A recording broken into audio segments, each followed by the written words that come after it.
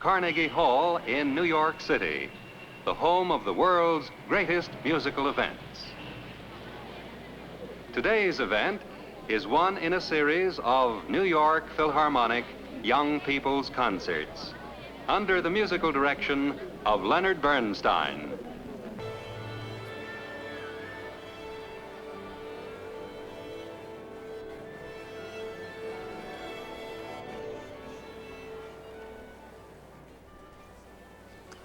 And here is Mr. Bernstein.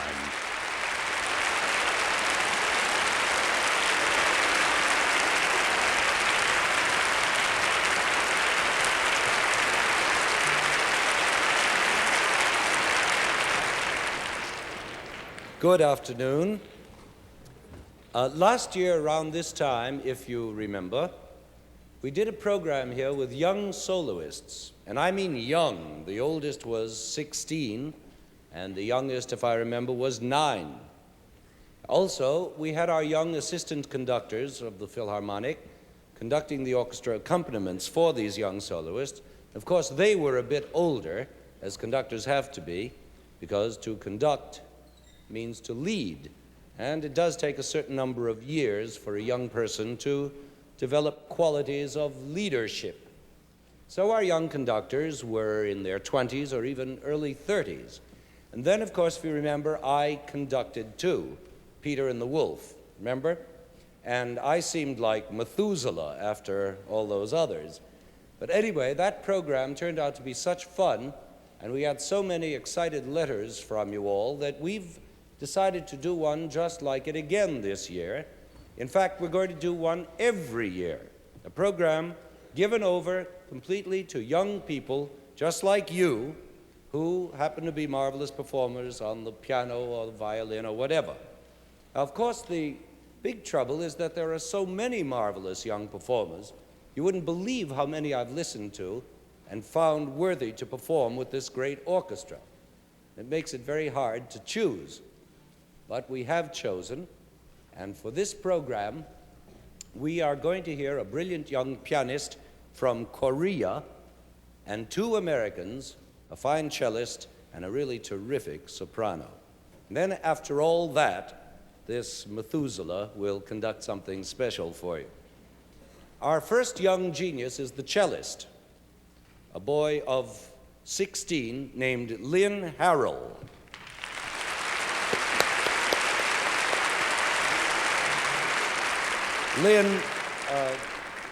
Lynn looks more like a football quarterback than a cellist, but when he plays, he can make the cello sound as delicate as a girl or as powerful as, a football quarterback. Lynn is going to play the last movement of Dvorak's Cello Concerto, a wonderful piece filled with catchy Czechoslovakian tunes and rhythms, and yet a very noble symphonic work. The orchestra part will be conducted by our talented young assistant conductor, Eliakim Shapira, who comes to us originally from Israel, but as of last Monday is a full American citizen.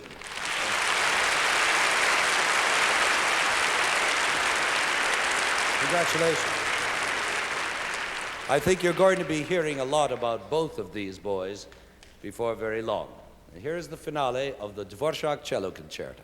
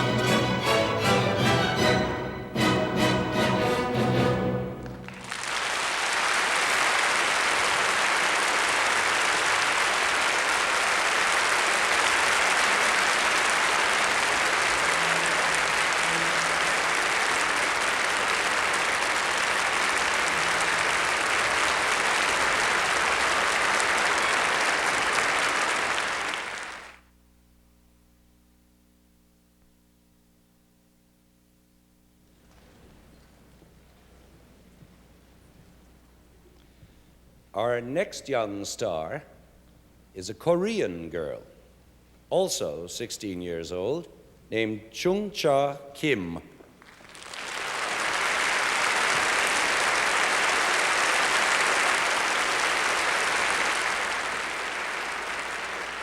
Miss Kim came and played for me a few weeks ago Chopin, as I've rarely heard it played, such life and passion and strength.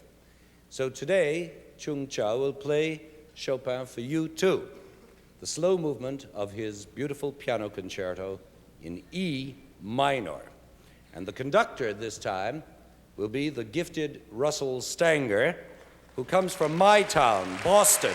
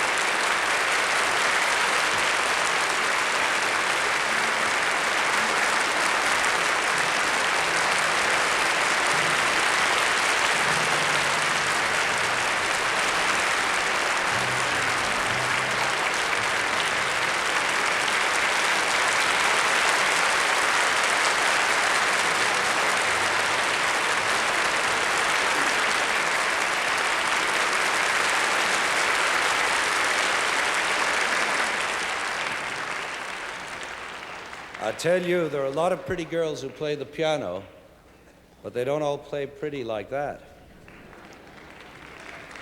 And now we come to something new for these young performers programs, a singer. We don't usually have one, we didn't last year, because very young singers are very hard to find. It's only natural because you can begin learning the cello or the piano at the age of 5 or even 3 if you want, but a singer can't begin really to study his instrument, so to speak, until he has one, which means until his voice has developed. So a young singer, like a young conductor, also has to be a bit older. And Miss Veronica Tyler, the lovely American soprano who will sing for us now, is practically an old lady. She's 22.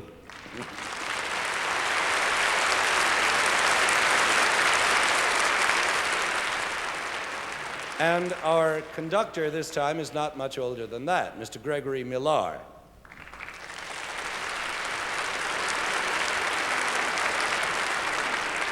Mr. Millar is an American whose parents were Greek originally.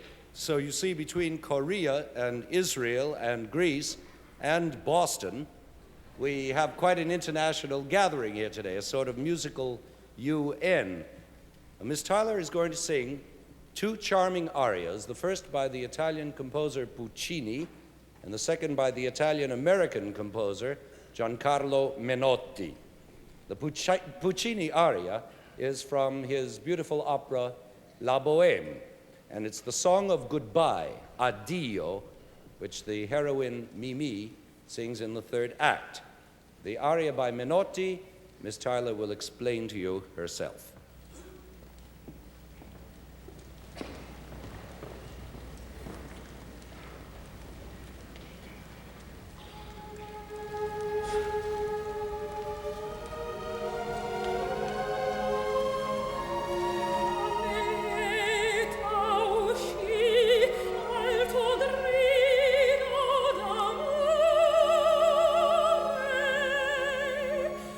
Torna sol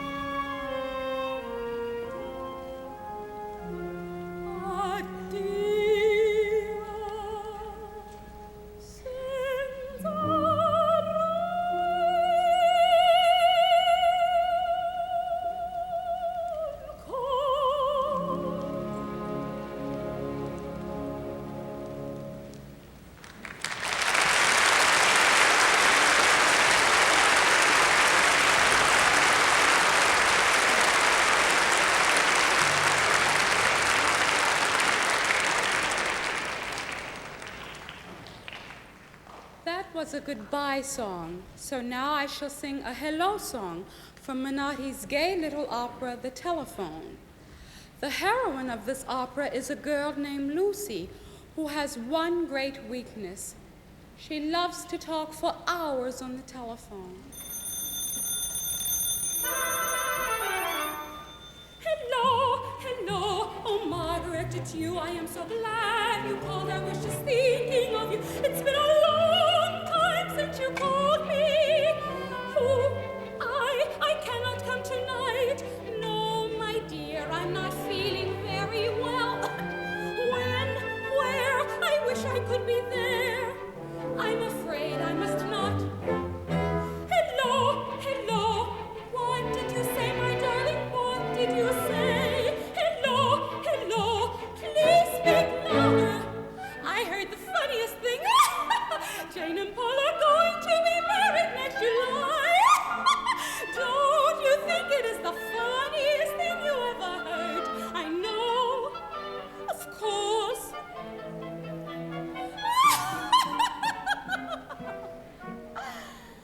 And how are you? And how is John? And how is Jean? You must tell them that I send them my love. And how is Ursula? And how is Natalie? And how is Rosalie? I hope she's gotten over her cold. And how is your mother? And how is your father? And how is dear little Granny?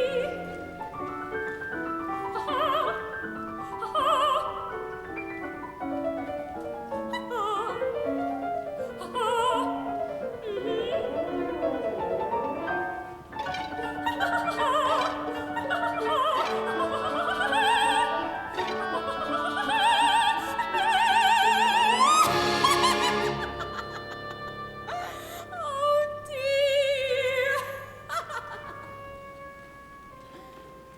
Well then, goodbye, goodbye, my dear, goodbye. I am so glad you called. I was just thinking of you. It's been a long time since you called me.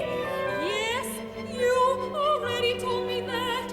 No, my darling, of course I won't forget. Yes, yes, goodbye, my dear, goodbye. Yes, my darling, goodbye. Yes. Ha ha.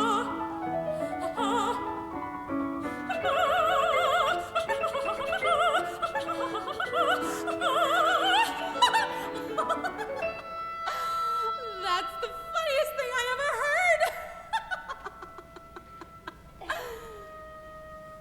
And how are you? And Beth and Bob and Sarah and Sam? You must tell them that I send them my love. And how is the pussycat? How is the dog? Oh, I'm so glad. Goodbye. Yes, Margaret. Oh, my dog, right, goodbye. Oh, my dog, right, goodbye. And Margaret, goodbye.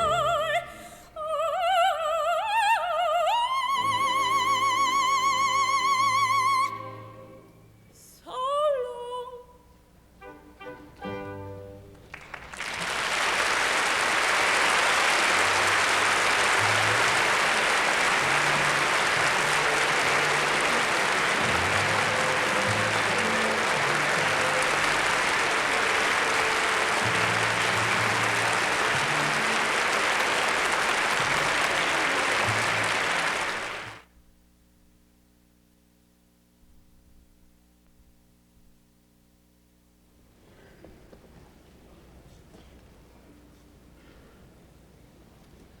Now it's my turn to conduct. And we're going to play an exciting piece, especially written for young people, by the famous modern British composer Benjamin Britten, who almost seems to be named after the country he comes from, Mr. Britain from Great Britain. The piece is called The Young Person's Guide to the Orchestra. And a very young person indeed is going to guide you through this music, Mr. Master Henry Chapin, age 12.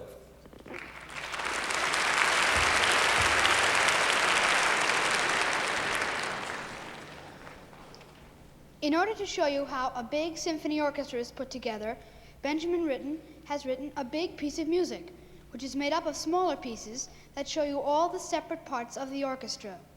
These smaller pieces are called variations, which means different ways of playing the same tune. First of all, he lets us hear the tune, or the theme, which is a beautiful melody by the much older British composer Henry Purcell. Here is Purcell's theme, played by the whole orchestra together.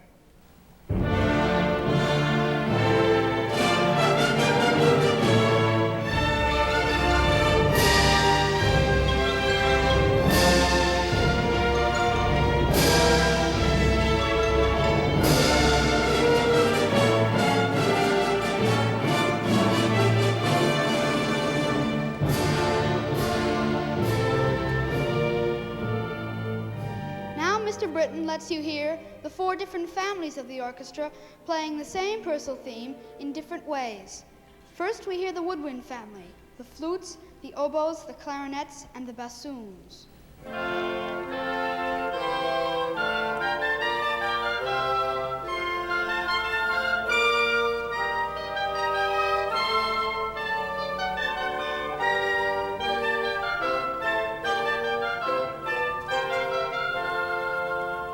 Now comes the brass family, the trumpets, the horns, the trombones, and the tuba.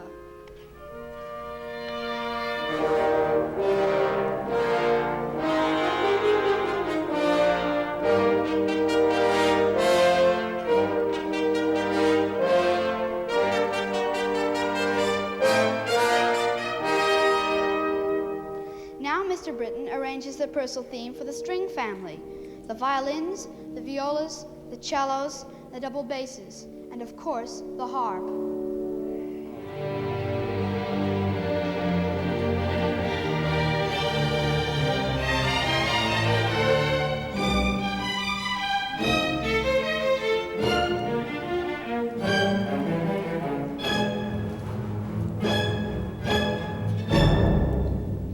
And finally, the percussion family, all those drums and gongs and things you hit. After this, you will hear the theme by Purcell played once more in its original form by all 4 families together, that is, the whole orchestra.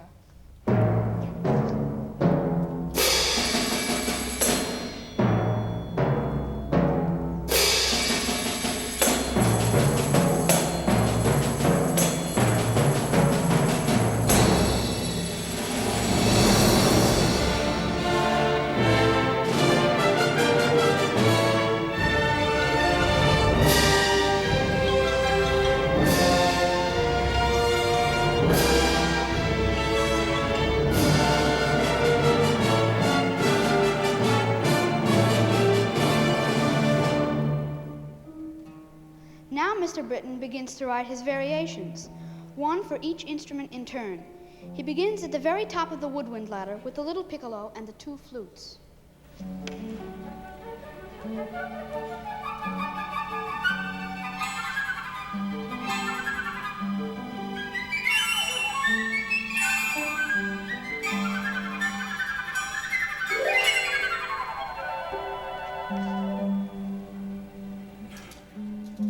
Coming down the woodwind ladder, we reach the oboes, which have a piercing, sad quality.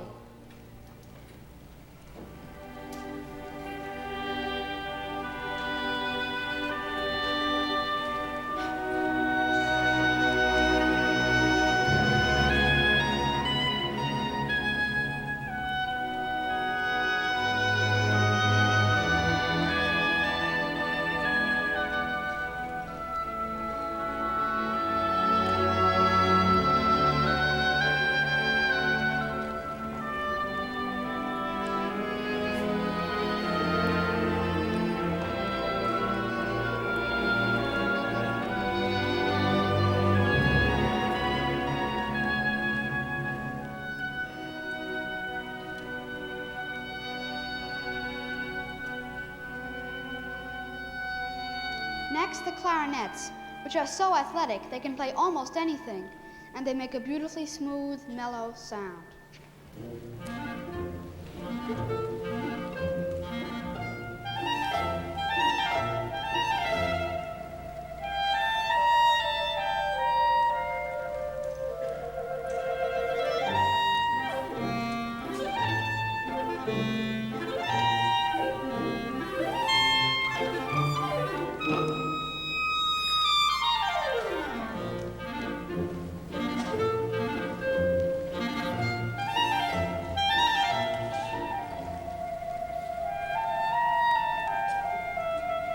Down at the bottom of the woodwind ladder are the bassoons, the largest members of the woodwind family with the deepest voices.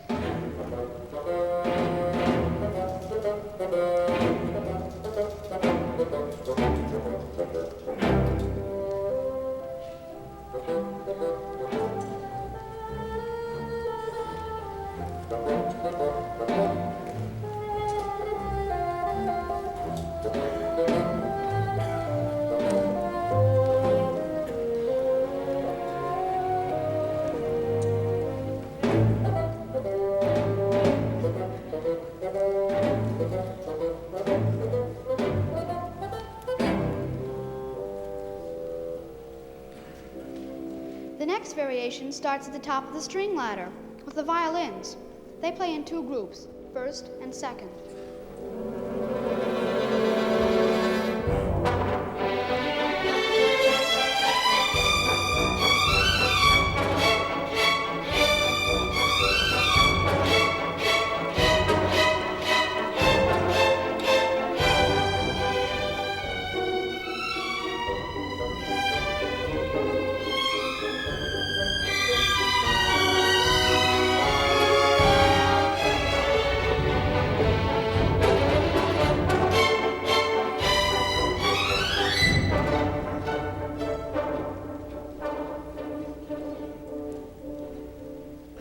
Violas are a bit larger than violins, and so they are deeper in tone.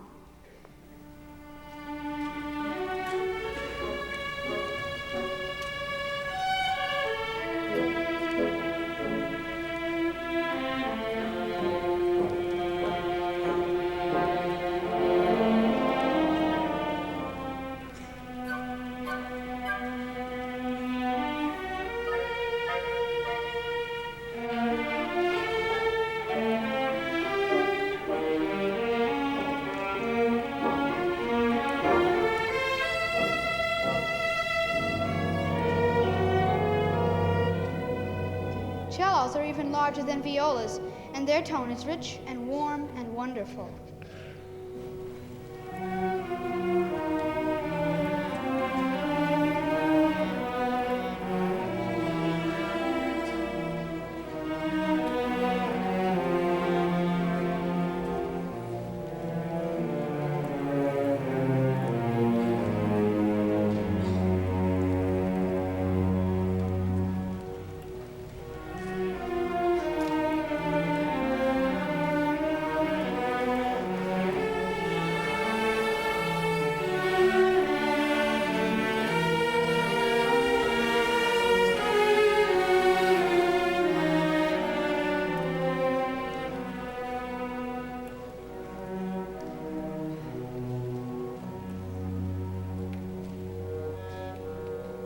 And at the bottom of the string ladder, we find big, heavy, grumbling double basses.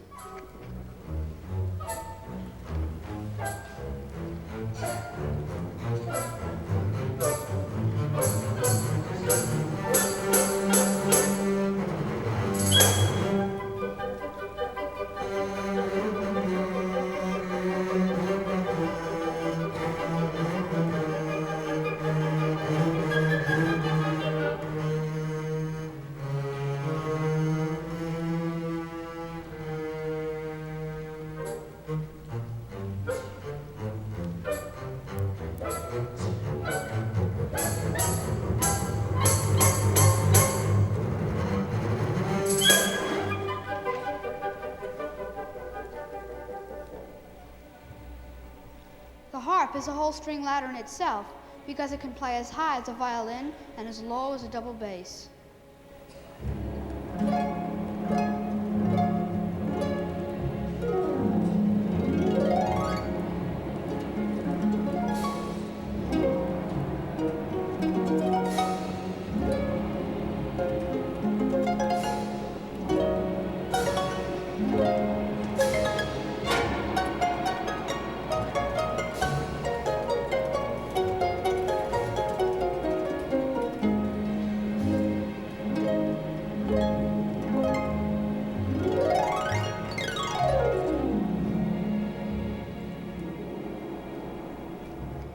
Mr. Britton comes to the brass ladder, he begins right in the middle of it with the horns, which can also play very high and very low.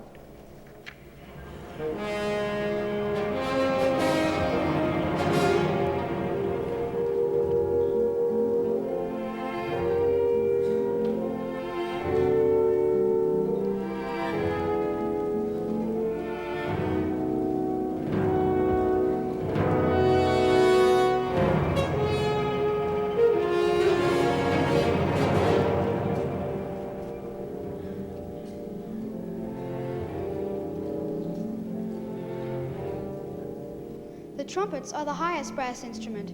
I guess everybody knows their sound.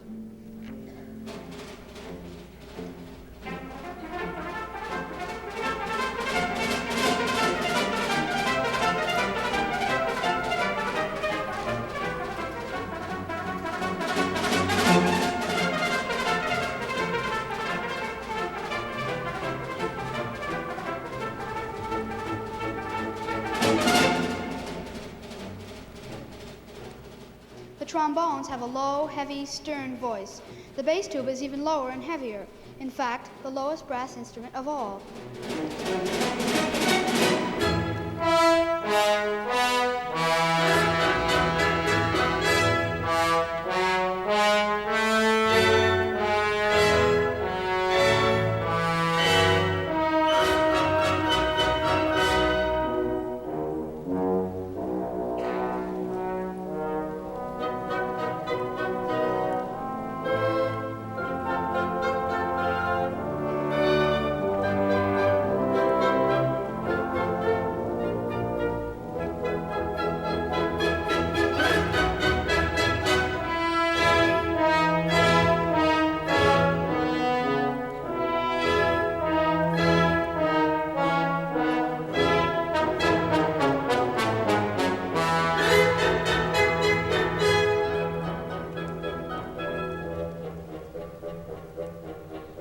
There is an enormous number of percussion instruments.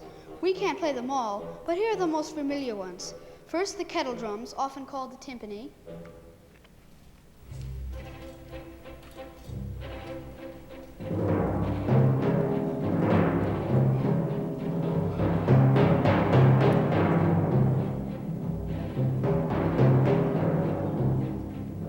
Now the bass drum and the cymbals.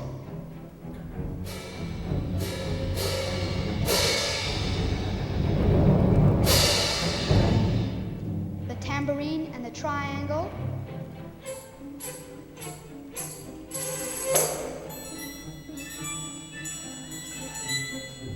The snare drum and the Chinese block.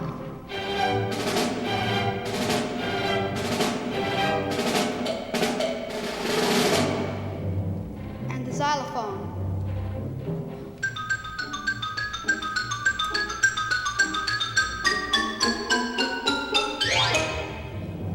Castanets and the gong.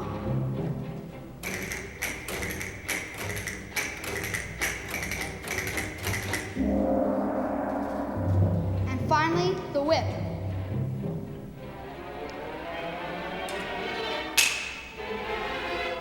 And now all together.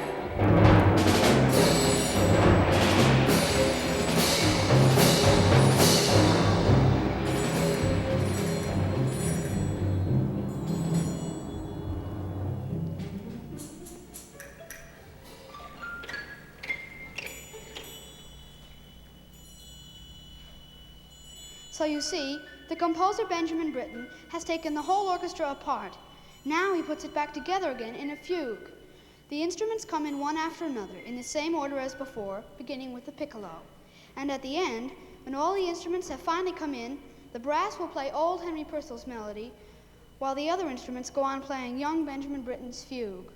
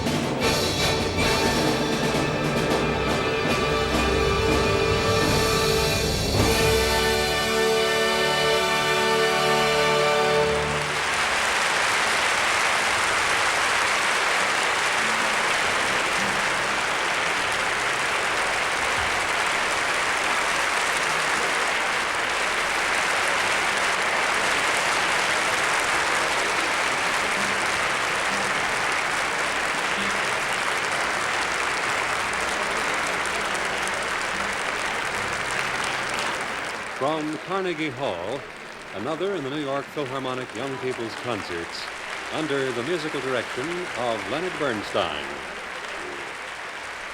This is the third in a series of 4 concerts in the Young People series. The next concert will be presented 3 weeks from today on Sunday, April 9th, at which time Mr. Bernstein will present a program on folk music in the concert hall.